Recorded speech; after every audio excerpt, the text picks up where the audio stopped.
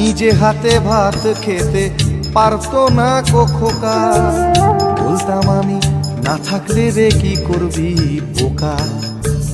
ঠোঁট ফুলিয়ে কাঁদতো খোকা আমার কথা শুনে।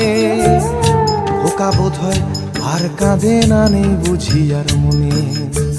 ছোটবেলায় স্বপ্ন দেখে উঠতো খোকা কেঁদে, দুহাত দিয়ে বুকের কাছে রেখে দিতাম বেঁধে। দুহাত আজও খোঁজে, ভুলে যায় যে একদম। আমার ঠিকানা এখন বৃদ্ধাশ্রম।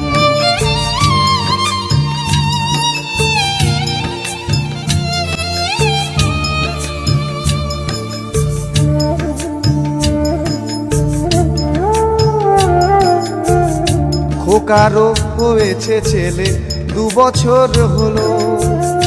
আর তো